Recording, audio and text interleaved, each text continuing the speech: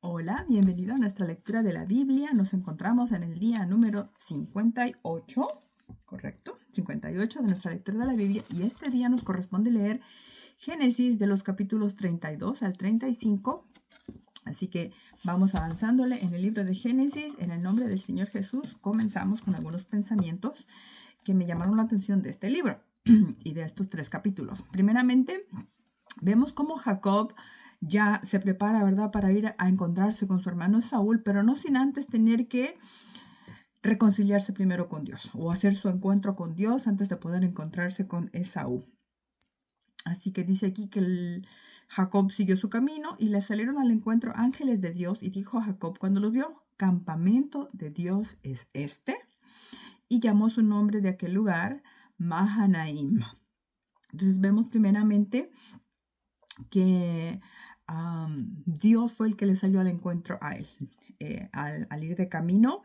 Entonces él lo que hace es que le pone un nombre especial para él recordarse de ese momento, de ese lugar. Así nosotros en la vida tenemos siempre que estar atentos a esos encuentros con Dios y hacer algo memorable para que nunca nos olvidemos de aquellas cosas en las cuales Dios nos va saliendo al encuentro. Y pues bueno, dice el versículo 7, entonces Jacob tuvo gran temor y se angustió y distribuyó el pueblo que tenía consigo y las ovejas y las vacas y los camellos en 2 campamentos. Y dijo: si viene Esaú contra un campamento y lo ataca, el otro campamento escapará.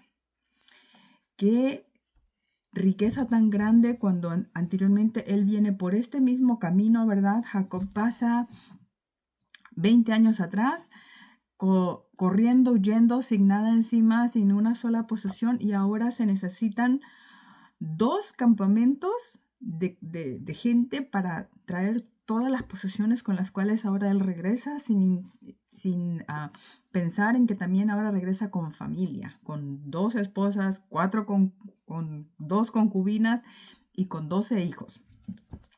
Así que él ahí ora, ¿verdad? Y pide a Dios.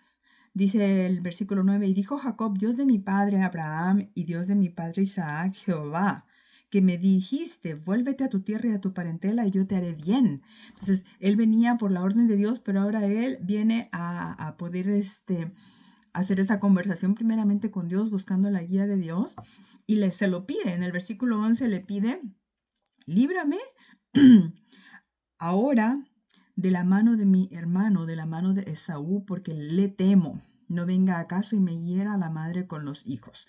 Entonces, él no iba porque era valiente, porque iba confiado. Vemos a un hombre que iba con temor, pero iba obedeciendo a Dios. Y eso a mí me hacía pensar, nosotros también en la vida muchas veces tenemos que hacer cosas que nos van a causar un poco de temor, un poco de miedo, pero eso no significa que no lo debo de hacer o que el miedo me acobarde y me paralice, sino que aún con ese miedo yo venga y se lo entregue a Dios y le confiese: Señor, tengo miedo, esto me da temor, pero que aún así me enfrente, ¿ya? El ser valiente no significa que uno tiene ausencia de temor, sino es que uno sabe a enfrentarlo.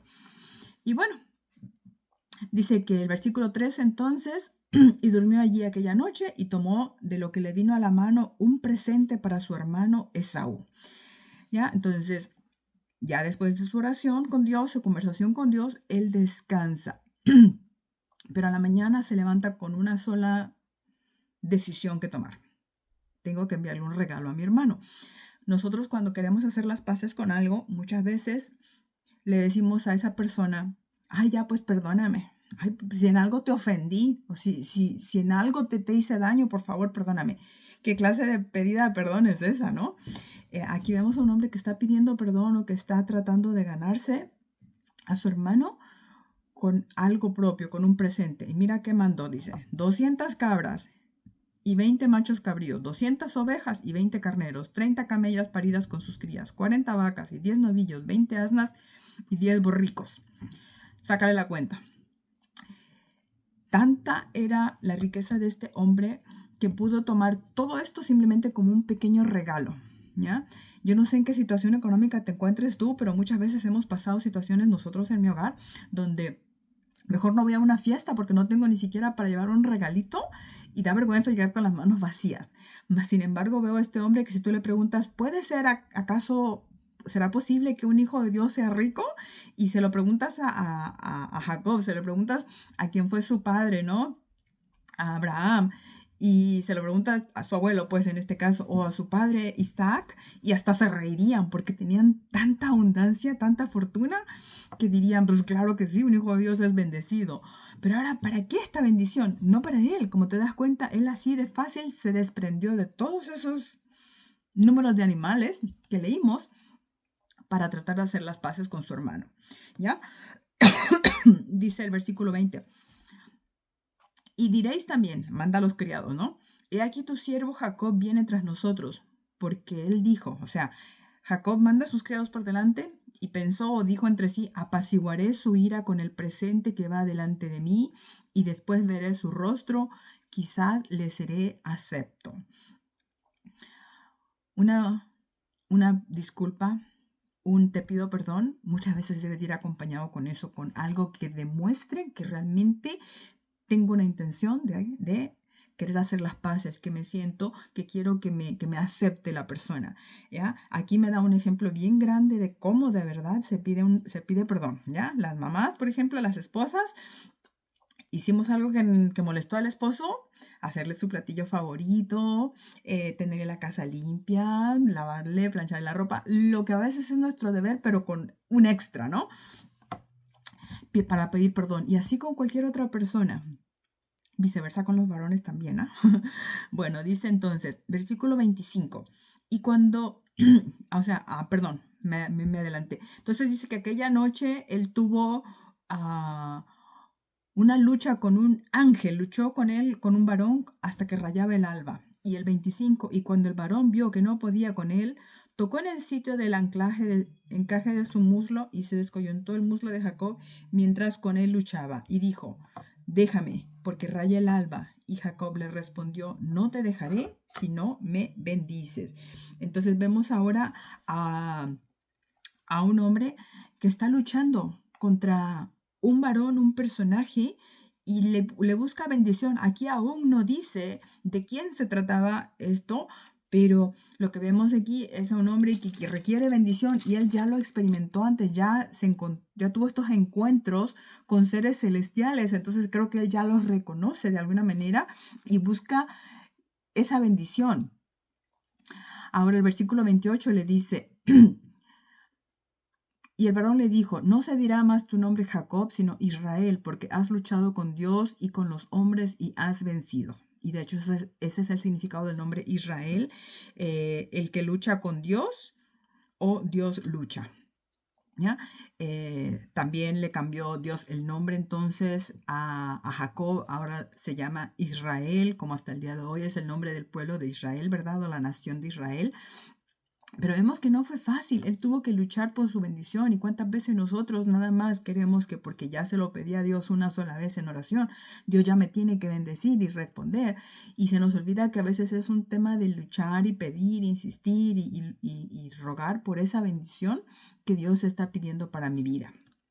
Y pues bueno, dicen que él ahora dijo en el versículo 30, y llamó Jacob el nombre de aquel lugar Peniel, porque dijo, vi a Dios cara a cara y fue librada mi alma. Y de hecho aquí Peniel quiere decir el rostro de Dios. Así que tenemos a un hombre que pudo luchar cuerpo a cuerpo, diríamos, con Dios mismo, y Dios lo bendijo. Entonces, nosotros también esa lucha puede ser, como dije, en la oración, en el ayuno, en la búsqueda de Dios para que Dios nos dé su bendición. Bien, perdón, pasamos al capítulo 33, que nos habla de la reconciliación entre Jacob y Esaú, ¿verdad? Entonces los presentes se los entrega y dice el versículo 11 que le dijo Jacob, acepta te ruego mi presente que te he traído porque Dios me ha hecho merced y todo lo que hay aquí es mío. E insistió con él y Esaú tomó el presente.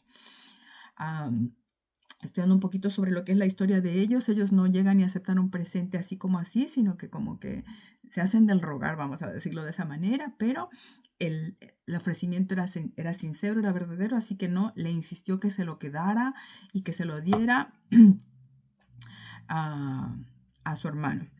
Y de ahí, bueno, ya hacen las paces, continúan adelante y llegamos al punto donde él quiere establecerse en una tierra, pero no llega y la toma, sino que mira lo que dice el versículo 19 y 20. Y compró una parte del campo, donde plantó su tienda de mano de los hijos de Hamor, padre de Siquem, por 100 monedas, y erigió allí un altar y lo llamó el Elohe Israel. ¿Qué quiere decir?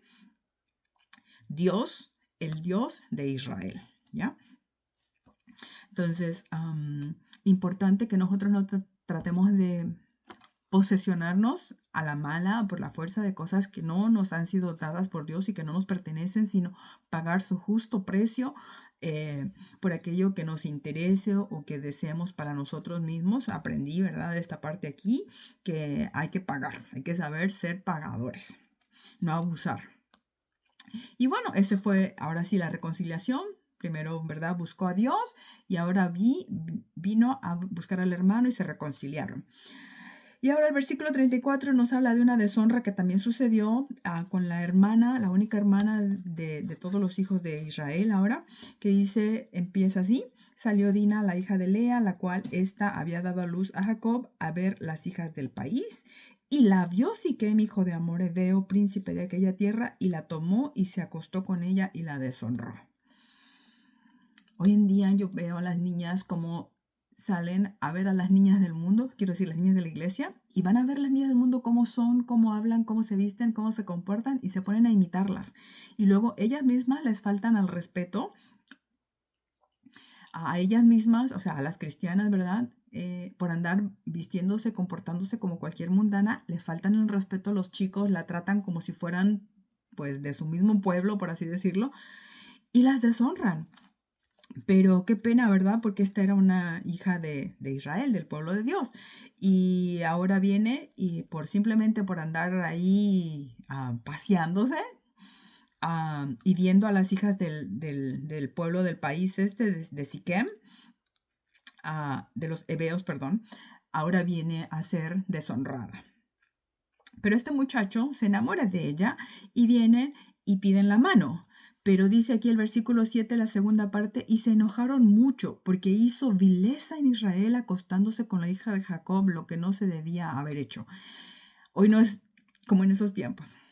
Hoy día cualquier niña llega y se acuesta con un muchacho y lo ven tan fácil, lo vemos como que es tan común y bueno, pues es que así es hoy en día, ¿no? Es que así son los jóvenes, ya no es como en nuestros tiempos. No, eso jamás se debe de perder, esos buenos valores, esas buenas costumbres. Primero tiene que haber un matrimonio, tiene que haber un acuerdo, tiene que haber un compromiso antes de que un muchacho se acueste con una muchacha. Atención, la palabra de Dios no pasa de moda. Pero ellos, bueno, querían tomarla, así que le dijeron el rey dice, emparentad con nosotros, versículo 9, darnos a vuestras hijas y tomar vosotros las nuestras. Pero ¿qué pasaba? Jacob ya estaba, se debe haber recordado cómo su abuelo Abraham no quiso tomar mujer de estos pueblos para su primogénito Isaac, y luego Isaac igualmente debió haber dado cuenta que no estaba muy contento que Esaú, el hermano mayor, había tomado mujeres del pueblo. Entonces, ¿cómo él iba a pensar en darle a a la hija a estos varones? Ya, aunque estaban pidiéndole que emparentaran con ellos, que se casaran entre sí, ¿no? Así que mira lo que pasó, versículo 13. Pero respondieron los hijos de Jacob a Siquem y a Hamor su padre, con palabras engañosas. Por cuanto había amancillado a Dina su hermana. Les dicen así, el versículo 15, mas con esta condición os complaceremos, si habéis de ser como nosotros, que se circuncide entre vosotros todo varón. Esto era una mentira, ¿verdad? Porque dice aquí que estaban engañosamente hablándole y el Hijo de Dios no puede ser así. Ellos estaban en ese momento hablando por su dolor, por su tristeza que sentían, ¿verdad? Porque habían sido amancillado el buen honor de la familia, por así decirlo, ¿no? Y estaban enojados. Y esto los llevó a actuar de una manera que no conviene, porque estaban buscando como darle por su lado y diciéndole una mentira. Y no solo eso, sino que ahora vamos a seguir leyendo, bueno, ahí tú lee completo, pero yo me voy a ir hasta el versículo 25 que dice, cuando sucedió que al tercer día, cuando sentían ellos el mayor dolor, dos de los hijos de Jacob, Simeón y Leví, hermanos de Dina, tomaron cada uno su espada y vinieron contra la ciudad que estaba desprevenida y mataron a todo varón. Esos dos hombres fueron muy sanguinarios, porque no pelearon a batalla justa, sino que se aprovecharon, tomaron ventaja de estos hombres mientras estaban convaleciendo de la operación que habían recibido y estaban en el día de mayor dolor. Así que número 1 fueron bastante cobardes, digo yo. Número 2 fueron muy mentirosos, muy engañosos. Y número 3, ventajosos. ¿Ya? ¿Y qué pasó cuando se enteró Jacob? Dice el versículo 30. Entonces dijo Jacob a Simeón y a Leví, me habéis turbado con hacerme abominable a los moradores de esta tierra. El cananeo, el fereceo, y teniendo yo pocos varones, se juntarán contra mí, me atacarán y seré destruido yo y mi casa. O sea, él ya veía que podían tomar retribución tanto los cananeos como los fereceos por esto que sus dos hijos habían hecho. Así que vemos aquí que Jacob no estuvo ni enterado siquiera, se enteró después de esto que sus hijos habían hecho por su propia cuenta. Interesante ver que muchas veces es verdad, nuestros hijos hacen cosas a escondidas de nosotros como padres, pero que nosotros cuando nos enteramos podamos nosotros saber ser como Jacob, encarar a nuestros hijos, corregirlos, decirles que estuvo mal lo que hizo, porque hay veces que los padres dicen, bueno, pues allá él lo hizo, yo no lo hice, pero no los recriminamos, no les reprendemos la acción. Y aquí veo que no, que él sí le dijo y también le dijo el por qué para que lo pensaran tantito. Somos poquitos, todos ellos son muchos, nos pueden atacar y nos van a destruir porque ustedes me han hecho abominable ante ellos con esto que hicieron. Entonces nuestros hijos empiezan a aprender y a tomar conciencia de que sus acciones van a tener una consecuencia.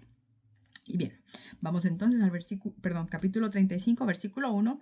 Dijo Dios a Jacob, levántate y sube a Betel y quédate allí y haz allí un altar a Dios que se te apareció cuando huías de tu hermano Esaú. Entonces Jacob dijo a su familia y a todos los que con él estaban, quitad los dioses ajenos que hay entre vosotros y limpiaos y mudad vuestros vestidos. Recordemos que estaban en el desierto, no había así como que su abundancia de agua, así que probablemente pues no se bañaban todos los días, no lavaban la ropa todos los días, vamos a suponer.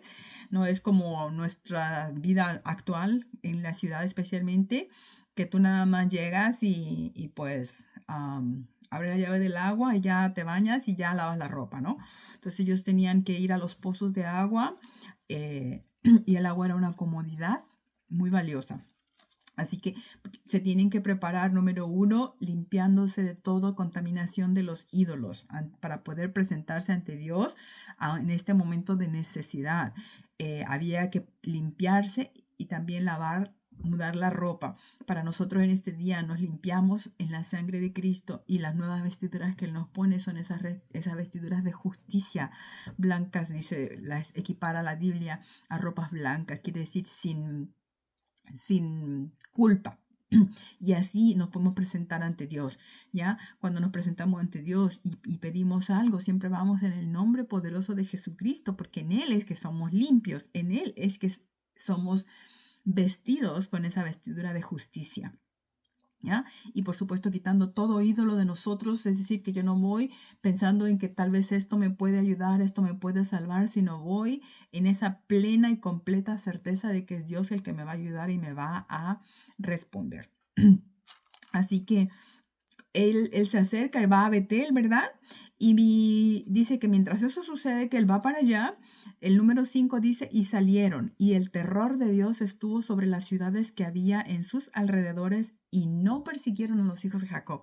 Ya desde el momento en que él se dispuso a presentarse ante Dios y a ordenar que su casa, su familia, todos sus siervos se limpiaran, se purificaran, Dios empezó a trabajar inmediatamente. Dios empezó a poner temor y terror, perdón, dice aquí, entre las ciudades, los habitantes de las ciudades, para que no persiguieran a Jacob y a sus hijos, ¿ya? Ahí vemos una respuesta de Dios inclusive antes de que Jacob realmente pidiese nada. Y pues bueno, va entonces y levanta ese altar a Dios, ¿verdad? Dice el versículo 7, y llamó el lugar El Betel, porque allí le había aparecido Dios cuando huía de su hermano. O sea, regresó al punto donde casi que partió. Y Dios le dice, el versículo 11, también le dijo, Dios, yo soy el Dios omnipotente, crece y multiplícate. Una nación y conjunto de naciones procederán de ti y reyes saldrán de tus lomos. Dios reivindicando, reiterando la promesa que le había hecho a Abraham, su siervo, de que multiplicaría su descendencia. Y no era cualquier hombre el que se lo estaba prometiendo, no era cualquier entidad, sino yo soy el Dios omnipotente. Es el que estaba haciendo la promesa y seguramente pues él la respaldaba y efectivamente la cumplió. Y pues bueno, llegamos al versículo 16, donde empieza a hablar sobre lo que fue la muerte de Raquel, la amada esposa de Jacob o Israel ahora, a la hora de su parto, de dar a luz a su hijo, que dice el final del versículo 18, su padre lo llamó Benjamín, que quiere decir hijo de la mano derecha, ¿ya? Para él, Rebeca era su mano derecha y al hijo le puso ese nombre a la hora de morir en honor a la esposa amada que él tuvo. Y de ahí el versículo 22 nos habla de un tema familiar muy triste que pasó y dice que aconteció que cuando moraba Israel en aquella tierra, fue Rubén y durmió con Bilha, la concubina de su padre, lo cual llegó a saber Israel. Creyó Rubén a lo mejor que durmiendo con la concubina o amante de su padre nadie se iba a enterar, pero vemos que no hay nada oculto que no salga a la luz, dice la palabra de Dios, y ciertamente Jacob se enteró de que su propio hijo había hecho tal cosa. Era como traicionarlo. Imagínate que le puso el cuerno a su propio padre. Qué tema, ¿no? Entonces, respetar, Dios da dos ordenanzas que vamos a ir aprendiendo poco a poco a través de la lectura del Antiguo Testamento, donde efectivamente Dios precisamente empezó a ordenar estas cosas que el hijo no puede allegarse a la esposa o mujer de su padre, en este caso amante también, porque una concubina pues era como su amante, no sus esposas legítimas. Entonces no se puede hacer eso, es una ley, así que respeto tanto los padrastros con las hijastras o viceversa, ¿no? Y hombres igual, en este caso. Madrastras con hijastros tampoco. Eso es pecado delante de Dios. Y bueno, ahí da un recuento de cuáles fueron los hijos que tuvo Israel, sus 12 hijos, y finalmente termina este capítulo con la muerte de de Isaac el papá, y dice que fueron los días de Isaac 180 años, los últimos dos versículos estoy leyendo. Y exhaló Isaac el espíritu y murió y fue recogido a su pueblo, viejo y lleno de días, y lo sepultaron Esaú y Jacob, sus hijos. Entonces, Isaac como que se esperó hasta que volvió su hijo pequeño, su hijo menor, ¿verdad? Y ahí murió. Murió viejo, dice, y lleno de días. Y estuvieron ahí sus dos hijos a su lado para sepultarlo. Así que ahí muere, ¿verdad? El abuelito, no, perdón, el padre de Saúl y de Jacob. Bien, ahí terminamos entonces por este día con esta lectura, que esperando que pues el Espíritu de Dios siga hablando tu vida y que Dios te bendiga. Hasta la próxima.